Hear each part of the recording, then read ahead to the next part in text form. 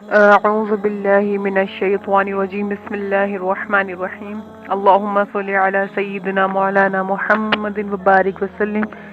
صلاۃ والسلام علیکہ یا رسول اللہ صلی اللہ تعالی علیہ وسلم۔ ہم تمام جو ہے قرآن کے تعلق سے چیزیں سماعت فرما رہی تھی، اب میں اس کے آگے بتانا چاہوں گی۔ تو اب ہم جو ہے قرآن پاک کے وہ فوائد بیان کرتے ہیں جو حدیث سے ثابت ہیں۔ سب سے پہلا کیا ہے، حدیث شریف میں ہے کہ جس گھر میں روزانہ سورہ بقرہ پڑھی جائے وہ گھر جو ہے شیطان سے محفوظ رہتا ہے، لہٰذا جنات کی بیماریوں سے بھی محفوظ رہے گا۔ آخرت کے دن سورہ بقرہ اور سورہ آل عمران ان لوگوں پر سایہ کرے گی، یعنی کہ ان لوگوں پر سایہ کرے گی اور ان کی شفاعت کرے گی جو کیا کرتے، جو دنیا میں قرآن پاک کی تلاوت کے عادی تھے۔ جو شخص آیت الکرسی صبح و شام اور سوتے وقت پڑھ لیا کرے تو اس گھر کا یعنی کہ اس گھر کا انشاءاللہ تعالی آگ سے لگنے اور چوری ہونے سے محفوظ رہے گا۔ سورہ اخلاص کا ثواب انتہائی قرآن پاک کے برابر ہے، یعنی کہ اسی لیے جو ہے ختم فاتحہ میں اس کو 3 بار پڑھتے ہیں۔ حضور صلی اللہ علیہ وسلم فرماتے ہیں کہ جو شخص قرآن پاک کا ایک حرف پڑھے اس کو 10 نیکیوں کے برابر جو ہے نیکی ملتی ہے۔ خیال رہے کہ الف لام میم یہ حرف نہیں بلکہ الف لام میم 3 حروف ہیں، لہذا الف لام میم جو ہے 3 حروف ہیں، تو لہذا فقط اتنا پڑھنے سے 30 نیکیاں جو ہے ملیں گی۔ خیال رہے کہ الف لام میم جو ہے ایک ایسے الفاظوں میں سے ہے جن کے معنی ہم تو کیا حضرت جبرائیل امین بھی نہیں جانتے، مگر اس کے پڑھنے پر ثواب ہے۔ معلوم ہوا کہ تلاوت قرآن کا ثواب جو ہے اس کے سمجھنے پر موقوف نہیں، بغیر سمجھے جو ہے تلاوت پر بھی ثواب ہے۔ اس کے بعد جو شخص کے سورہ یاسین جو ہے اول دن میں یعنی کہ دوپہر سے پہلے پڑھنے کا عادی ہو تو اس کی جو حاجتیں پوری ہوتی ہیں۔ سورہ یاسین شریف پڑھنے سے تمام گناہ جو ہے معاف ہوتے ہیں اور جو ہے مشکلیں آسان ہوتی ہیں، لہذا اس کو بیماریوں پر پڑھو، یعنی کہ جو بیمار لوگ ہوتے ہیں ان پہ پڑھو، یا پھر جو بیماریوں میں ہم مبتلا ہیں تو ہم اس کو پڑھ سکتے ہیں۔ سوتے وقت جو ہے قل یا ایھا الکافرون پڑھنے والا انشاءاللہ تعالی جو ہے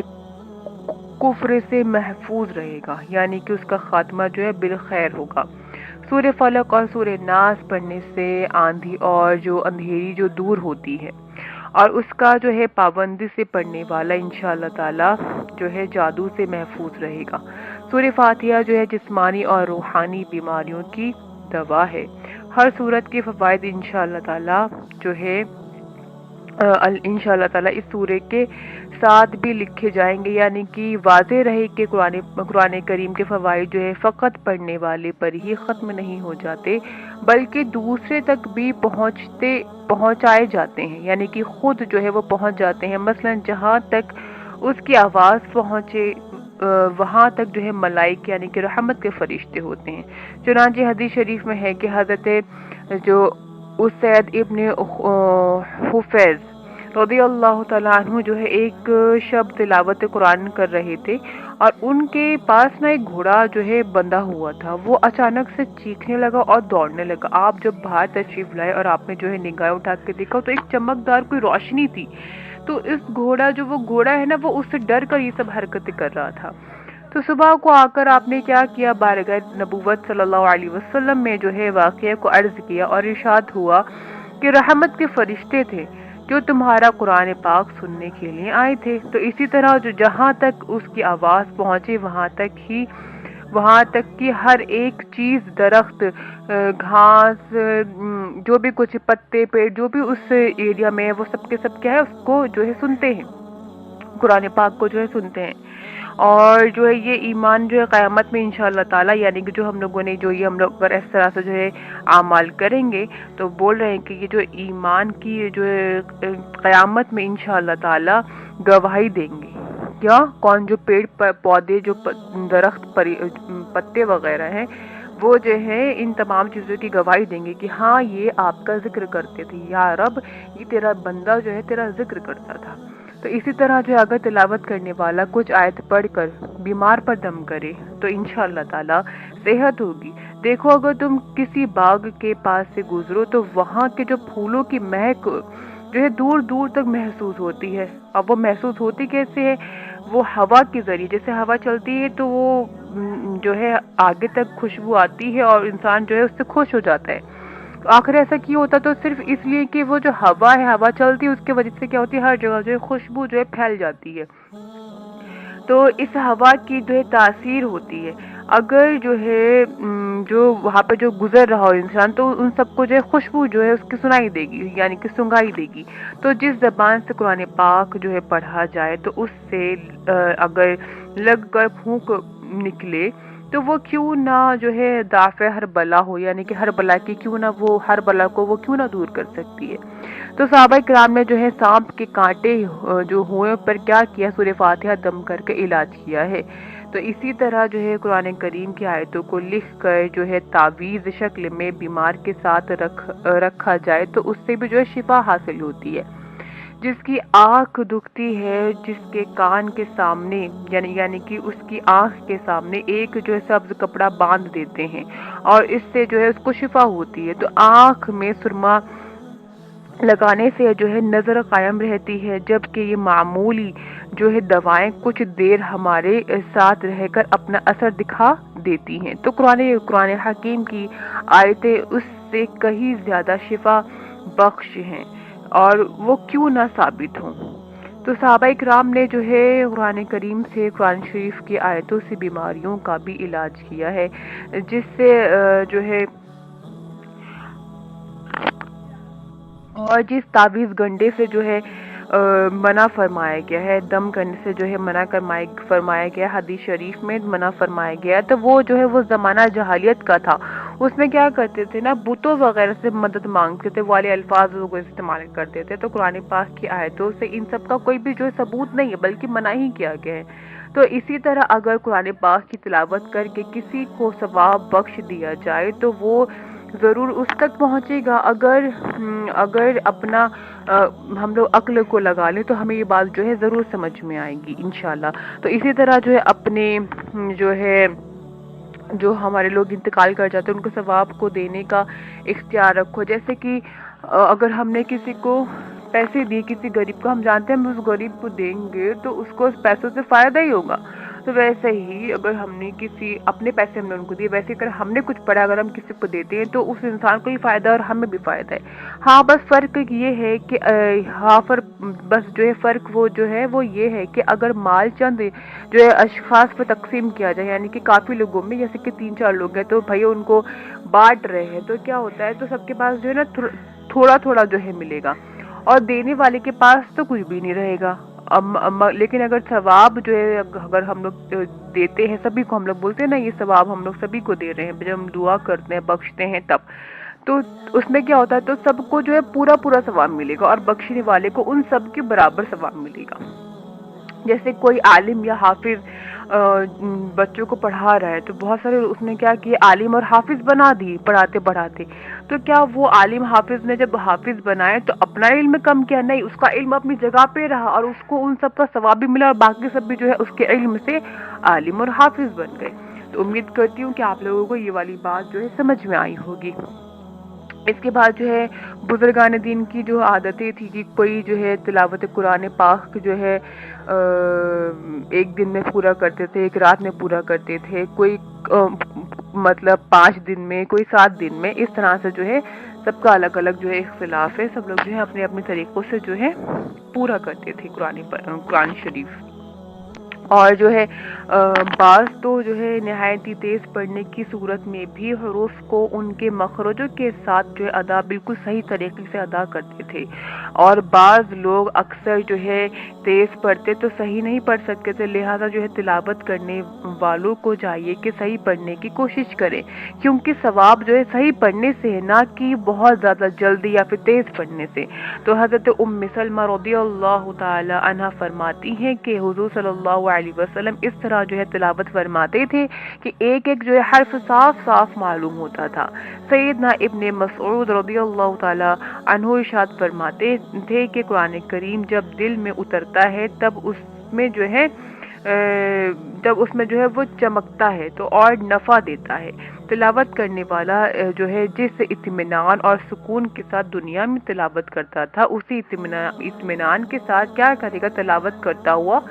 جنت میں جو ہے جائے گا، اور جہاں تک اس کی تلاوت ختم ہوگی وہاں تک کا سب جو ہے اس کو یاد دلایا جائے گا، یعنی کہ اس کو دیا جائے گا۔ بلکہ جو ہے بہتر تو یہ ہے کہ اگر عربی کوئی اگر ایسا ہے جس کو عربی سمجھ میں آتی ہے تو عربی سمجھنے پر کوئی انسان قدرت رکھتا ہے تو اس کو چاہیے کہ اس کے معنی اور جو ہے مضامین پر غور کرتا ہوا جائے، اور رحمت کی آیت اگر آئے تو خوش ہو اور جو ہے خدا سے رحمت مانگے، اور جب جو ہے عذاب کی آیت آئے تو اس کو ڈر لگے اور اس سے اللہ سے جو ہے نا اس وقت جب وہ پڑھے تو اس میں پناہ مانگے۔ نیز جو ہے کوشش کرے کہ تلاوت کے وقت دل جو ہے بالکل قرآن شریف پڑھنے میں جو ہے حاضر ہو، اس کے ساتھ جو ہے قرآن پاک کو پڑھے، یہاں تک کہ جو ہے ایسا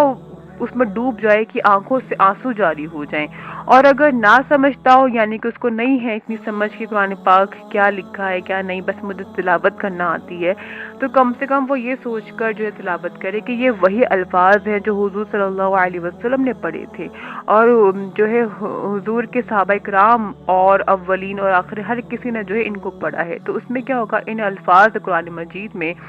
جو ہے سب جو جتنے بھی لوگ ہیں تو سب کی تلاوتیں اور ادائیگی جمع ہوتی ہے۔ اگر یہ سمجھ کر تلاوت کی تو انشاءاللہ تعالی بہت جو ہے لذت اس کو محسوس ہوگی۔ اگرچہ بے وضو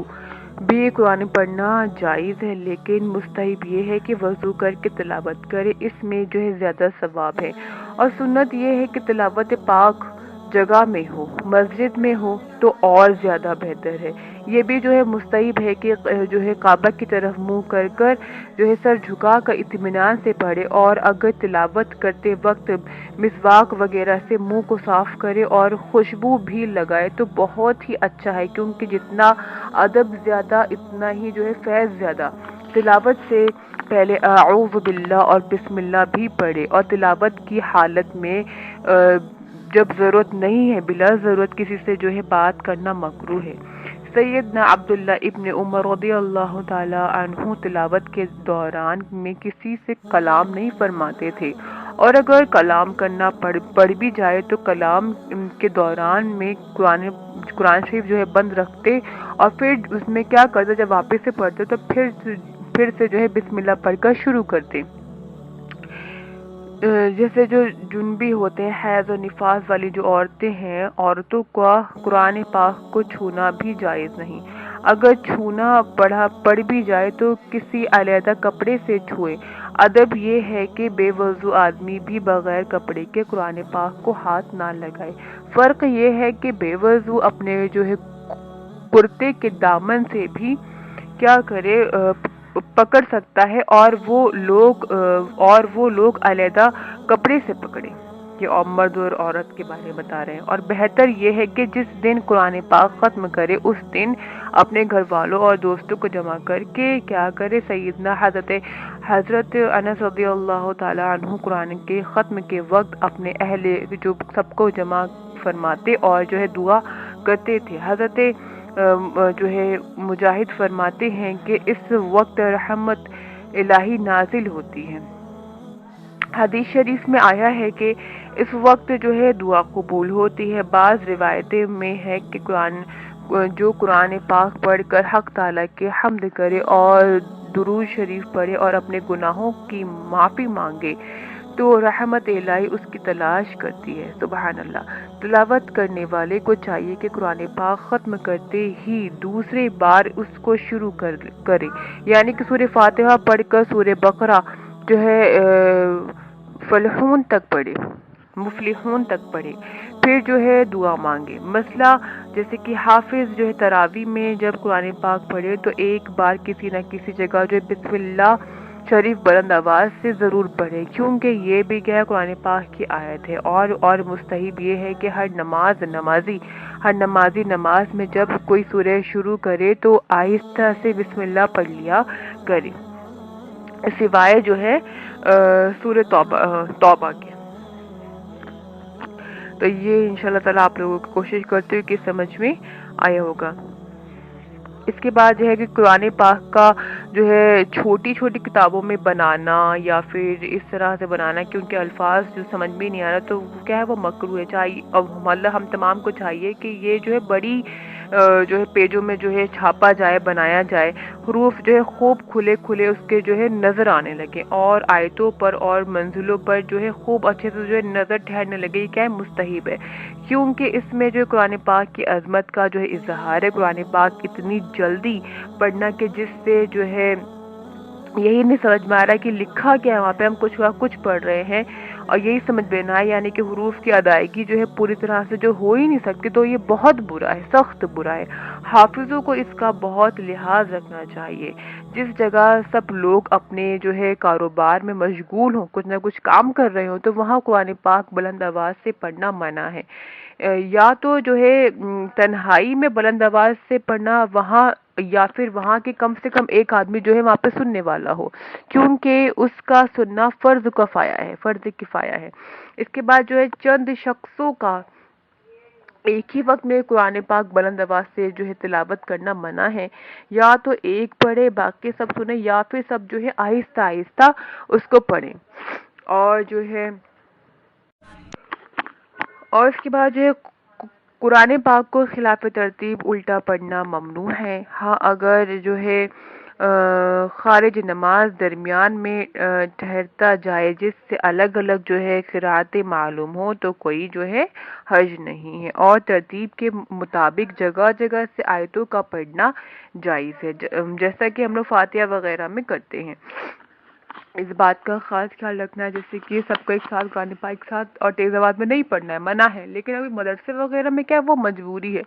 اتنا ہی ایریا ہوتا ہے، بچوں کو اپنے اپنے سبق یاد کر رہے ہوتے ہیں، پھر بھی مطلب وہاں پہ بھی یہ ہے کہ بچوں کو تھوڑا تھوڑا دھیرے دھیرے پڑھنا چاہیے، ایک دوسرے کی مطلب ڈسٹربنس نہ ہو، کچھ ایسا نہ ہو کہ سننے کی وجہ سے الٹا سیدھا مطلب ہم سے بھی کچھ نہ کچھ نکل جا رہا ہے۔ تو امید کرتی ہوں کہ آپ لوگوں کو یہاں تک بات سمجھ میں آ گئی ہوگی انشاءاللہ تعالیٰ۔ اس کے بعد ہم لوگ ایک نئے ٹاپک کے ساتھ آئیں گے۔ جزاک اللہ خیرا۔ السلام علیکم ورحمۃ اللہ